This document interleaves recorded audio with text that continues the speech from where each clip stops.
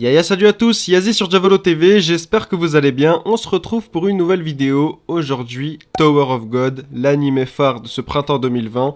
Une très belle dynamique lancée par Crunchyroll pour le manhwa de Siu avec 13 épisodes prévus pour la saison 1. Mais alors qu'on a la moitié de la saison, des questions planent. C'est ce qu'on va voir aujourd'hui avec 10 faits. C'est parti. Première chose qu'on peut se demander, c'est comment est-ce que Bam, qui est au fond d'un trou, tout seul, a fait pour obtenir ses habits alors qu'on le voit à plusieurs reprises avec des cheveux longs et une longue cape. Pourquoi est-ce que Rachel n'a pas emmené Bam avec elle au lieu de lui rendre visite tous les jours pour lui apprendre des mots et à écrire?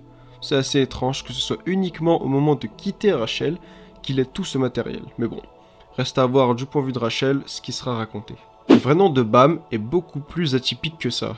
C'est en réalité le 25e Bam, qu'on peut traduire du coréen par la 25e nuit. On saura sûrement plus tard la signification de cet étrange prénom, peut-être même que sans le vouloir, ça a un lien avec le fait que Rachel veuille voir les étoiles au sommet de la tour, qui c'est une sorte d'image implicite de la part de l'auteur. D'ailleurs, Bam est appelé Yoru dans la version animée. Yoru signifie nuit en japonais, qui montre que son nom a directement été traduit et qu'il aura une importance capitale pour comprendre l'histoire. Edon parle la langue de Bam sans même avoir de pocket, et on sait que c'est essentiel pour que les réguliers se comprennent dans la tour.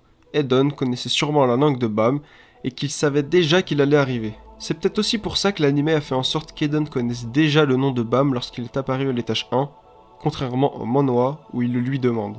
Le nom complet de Kun, Kun Agüero Agnis, est une référence au footballeur argentin Sergio Kun Agüero, attaquant de Manchester City. Siu, l'auteur du manhwa original, a utilisé plusieurs fois des noms de footballeurs pour ses personnages.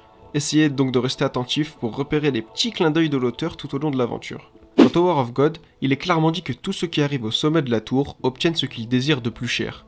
Tout ce qui existe s'y trouve, honneur, dignité, puissance, pouvoir, argent, le monde entier même. Alors pourquoi des rankeurs comme Reroro ou Yuan Song se trouvent au 2e étage à passer des tests pour des petits noobs qui viennent d'entrer dans la tour? Ce qu'il y avait en haut leur suffisait pas, ou bien peut-être que les choses sont pas réellement comme elles sont décrites. Contrairement à l'anime, à ce stade de l'histoire, nous connaissons en réalité 2 autres irréguliers en plus de Bam et Urek Madzino d'après le manhwa. Madzino est décrit comme un irrégulier ayant réussi à aller à l'encontre des règles, comme le souligne Yuan Song et confirmé par Reroro à l'épisode 2.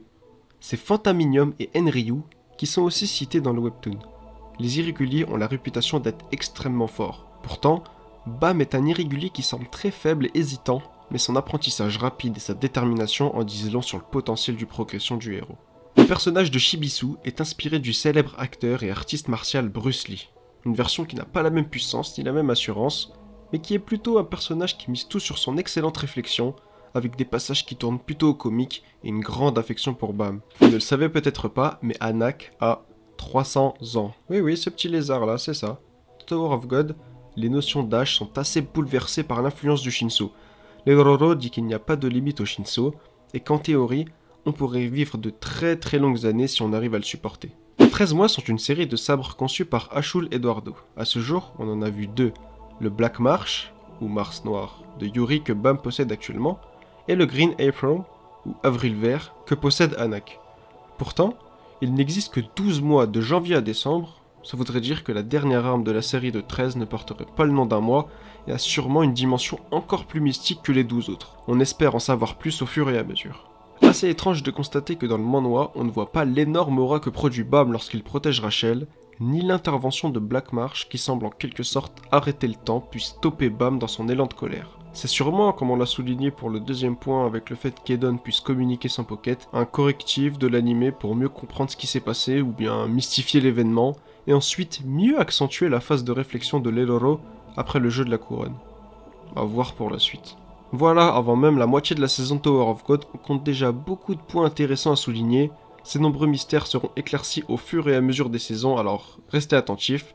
Si jamais vous avez remarqué d'autres passages un peu mystérieux, n'hésitez pas à l'écrire en commentaire. Si vous avez kiffé la vidéo, abonnez-vous pour ne rien rater des prochaines vidéos sur TOG. Moi je vous dis à la prochaine pour une nouvelle vidéo. Pendant ce temps, portez-vous bien. Ciao!